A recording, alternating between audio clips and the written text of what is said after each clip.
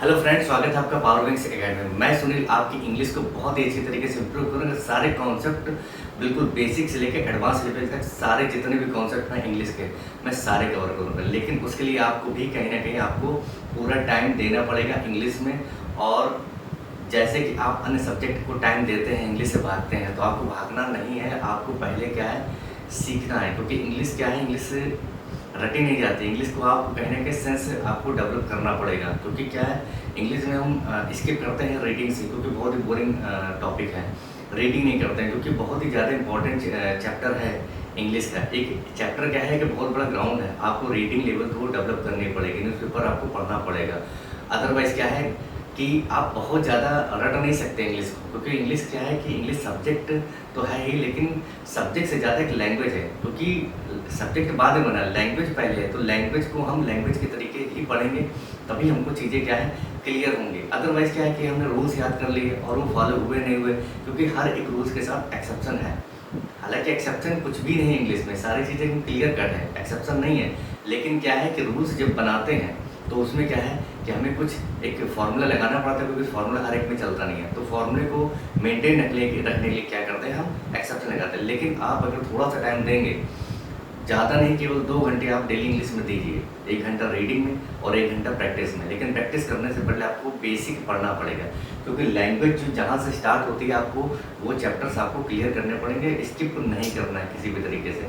मैं आपसे प्रॉमिस करता हूँ कि इंग्लिश आपकी मैं बहुत ही अच्छी तरीके से इंप्रूव कराऊंगा। तो चलिए बिना टाइम वेस्ट किए हुए स्टार्ट करते हैं। आज से सेंटेंस स्टार्ट करते हैं। एक्चुअली में सेंटेंस है क्या, व्हेन वी स्पीक और राइट, दो ही चीज़ें होती हैं, लिखते हैं या बोलते हैं। तो जब लिखते हैं और बोलते हैं तो कलेक्शन ऑफ वर्ड्स होते हैं जो क्या करता है कि क्लियर सेंस देते हैं। और क्लियर सेंस जब तक नहीं होता तब तक वो सेंटेंस नहीं होता है। एक सेंटेंस में कई सारी क्लॉजेस हो सकती हैं, कई सारे एक पैसेज में कई सारे सेंटेंस हो सकते हैं। लेकिन क्या है कि हमें एक सेंटेंस जो क्लियर है, एक पार्ट है किसी भी पैसेज का, वो सेंटेंस अगर क्लियर है तो हमें क्या है कि पूरा पैसेज समझ में आ जाएगा।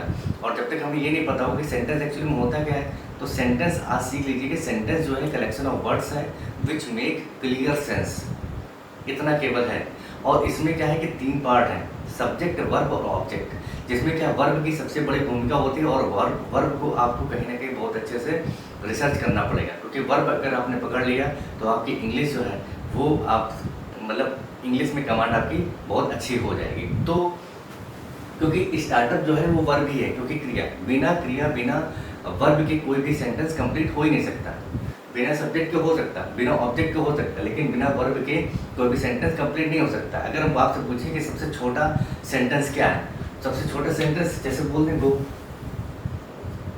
ये क्या है, ये गो आपका क्या है, वर्ब है। लेकिन यहाँ से सेंस क्लियर हो रहा है, सब्जेक्ट अंडरस्टूड है, ऑब्जेक्ट अंडरस्टूड है। मैं किसी से बोल रहा हूँ जाओ, क्लियर समझ में आ रहा ना। तो क्या है कि वर्ब का होना तो बहुत ज़्यादा आवश्यक है। लेकिन वर्ब के साथ क्या है कि सब्जेक्ट और ऑब्जेक्ट भी हो तो क्या हो जाता है, कलेक्शन ऑफ वर्ड्स हो जाते हैं which make complete sense, that is called sentence.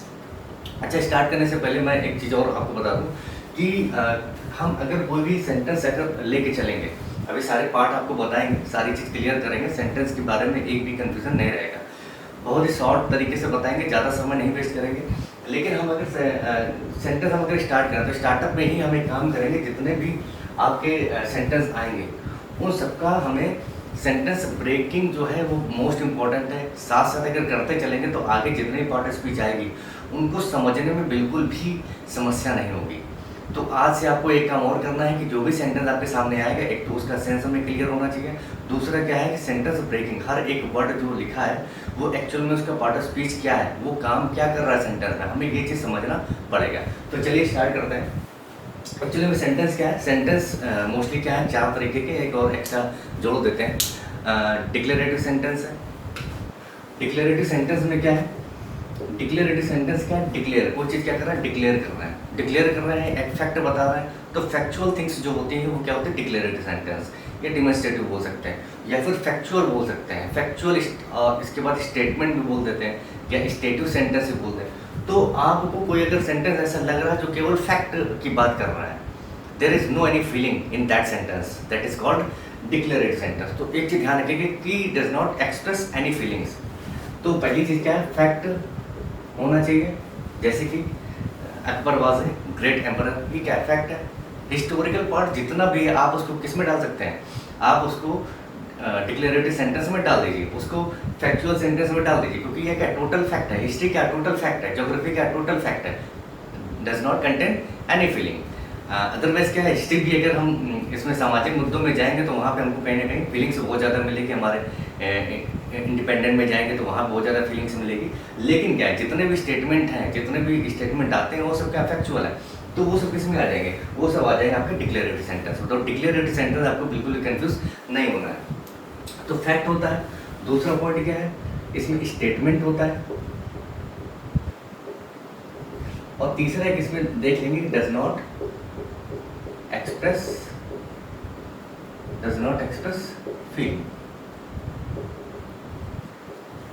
Feelings नहीं होती है, डायरेक्ट क्या होता है, स्टेटमेंट होता है।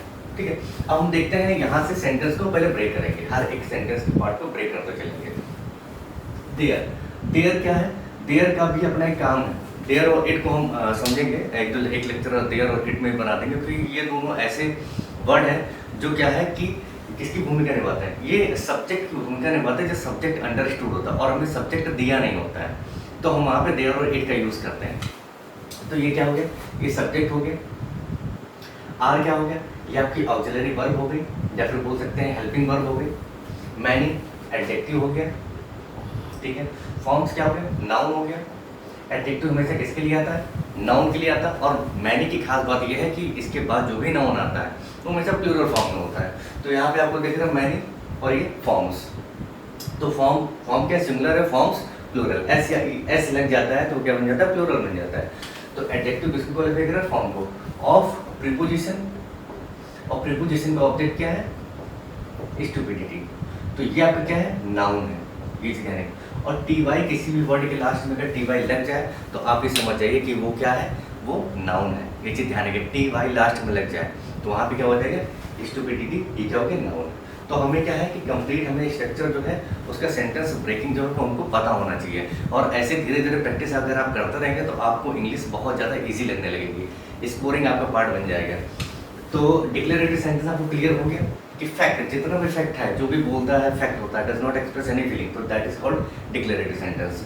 इसके बाद क्या है, इसी में ही हम इंक्लूड कर देते हैं नेगेटिव सेंटेंस। तो नेगेटिव सेंटेंस में क्या है कि there are many emperor who did not become a great emperor, तो ये बोल सकते हैं, तो वहाँ पर नेगेटिव सेंटेंस यूज हो जाएगा। Akbar was a great emperor, we can say that Bahadur Shah Zafar was not a great emperor. तो यहाँ पे क्या है, ये फैक्चुअल है, तो वहाँ पे नेगेटिव सेंटेंस भी यूज हो जाएगा। इसके बाद क्या, इंटरोगेटिव सेंटेंस में क्या होता है, इंटरोगेटिव सेंटेंस भी दो तरीके के होते हैं, एक होता है इनडायरेक्ट और एक होता है डायरेक्ट। तो डायरेक्ट और इनडायरेक्ट में क्या है, तो यहाँ पे देखिए क्या है, जब क्या है कि हेल्पिंग वर्ब से सेंटेंस स्टार्ट होता है तो वो होता है डायरेक्ट, ये चीज़ ध्यान रखिए। और WH वर्ड से अगर स्टार्ट होता है, जहाँ पे क्या क्वेश्चन मार्क बताते हैं, तो वहाँ पे क्या होता है, वो इनडायरेक्ट होता है। तो यहाँ पे क्या हो जाएंगे, ये इनडायरेक्ट हो जाएंगे और ये डायरेक्ट हो गया। तो इसमें बहुत ज़्यादा डायरेक्ट इनडायरेक्ट समझने की जरूरत नहीं, बस इतना समझ लें कि सेंटेंस में क्या है कि या तो हेल्पिंग वर्ब से स्टार्ट होगा, लास्ट में क्वेश्चन मार्क लगा होगा, बस इतना पर्याप्त है। और 100% ये मान लीजिए कि लास्ट में क्वेश्चन मार्क लगा होगा तो वो क्या होता है, इंटरोगेटिव सेंटेंस होता है। तो यहाँ पे क्या है, ये देखिए, ये क्या हो गया, हेल्पिंग वर्ब हो गया, यू क्या हो गया, सब्जेक्ट हो गया एज ए प्रोनाउन। इसके बाद इन्फॉर्म क्या हो गया, वर्ब हो गया, ये चीज ध्यान रखिएगा।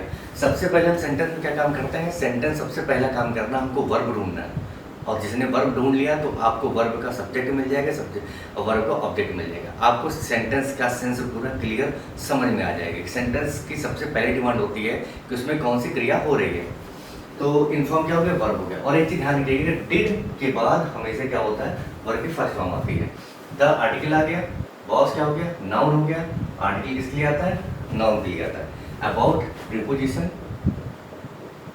प्रीपोजिशन, योर क्या हो गया, यह क्या हो गया, पजेसिव प्रोनाउन, ये प्रोनाउन होता है और इसका पोजीशन किसके ऊपर होता है, नाउन के ऊपर। तो इसका ये क्या हो गया, ये पजेसिव प्रोनाउन हो गया। एब्सेंस मीन्स अनुपस्थिति, क्या ये बोला है कि क्या तुमने इन्फॉर्म किया है किसको, अपने बॉस को, अबाउट योर एब्सेंस। तो आपको पूरा सेंटेंस स्ट्रक्चर आपको क्लियर होना चाहिए कि प्रीपोजिशन क्या है, नाउन क्या है, प्रोनाउन क्या है। ये आगे जितने भी चैप्टर आते जाएंगे, इतनी प्रैक्टिस हो जाएगी, सारे बिल्कुल आपको बहुत अच्छे तरीके से समझ में आने लगेगा। आगे देख लेते हैं।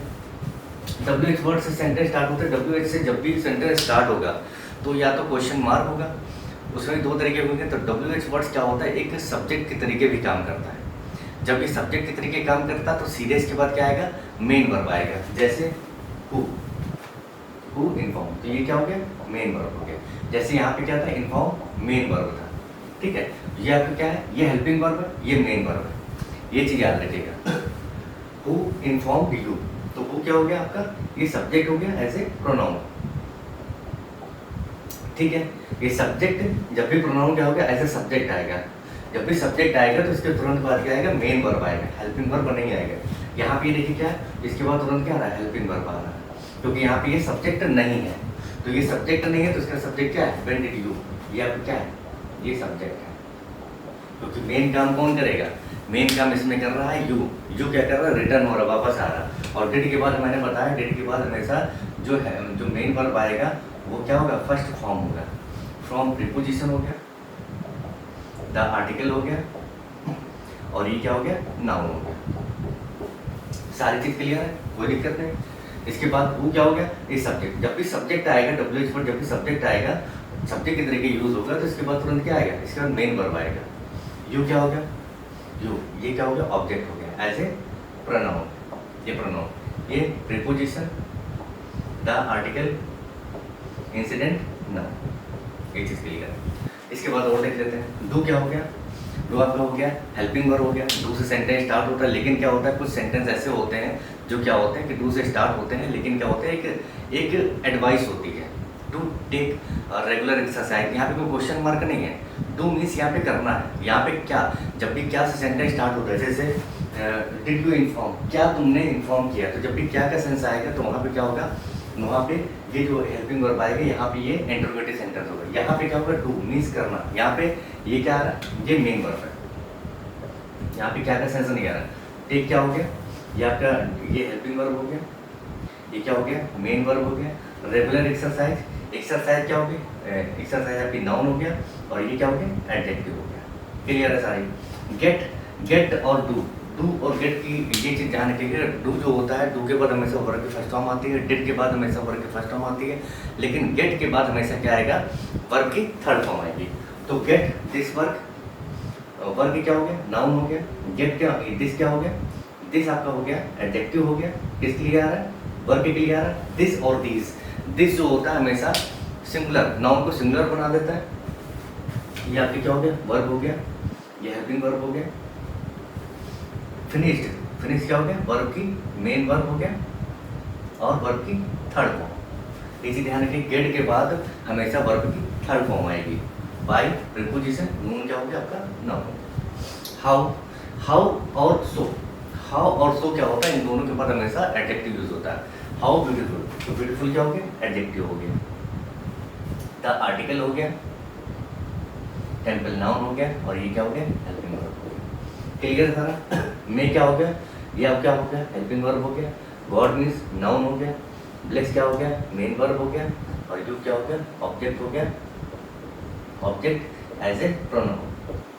तो ये आपका सेंटेंस ब्रेकिंग जो है पूरी क्लियर है। तो अभी मैंने आपको बताया डिक्लेरेटिव सेंटेंस। तो डिक्लेरेटिव सेंटेंस का टोटल फैक्ट है। इसके बाद इंटरोगेटिव सेंटेंस में क्या होता है, मैंने बताया कि एक डायरेक्ट होता है, एक इनडायरेक्ट होता है। जब डायरेक्ट जब ये होगा तो वो सेंटेंस किससे स्टार्ट होगा, क्या आपने अपने बॉस को अपनी अनुपस्थिति के बारे में बताया, तो क्या हो जाएगा, तो डू या डिड से सेंटेंस स्टार्ट होगा। इसके बाद क्या है, इनडायरेक्ट जब भी क्या होगा, WH वर्ड से सेंटेंस स्टार्ट होंगे। तो यहाँ पे क्या है कि व्हेन डिड यू रिटर्न, आप जब बीच में सेंटेंस के बीच में क्या कब क्यों कैसे आता है, तो उसमें क्या होता है कि WH वर्ड से सेंटेंस स्टार्ट करते हैं। तो यहाँ पे क्या है, ये आएगा।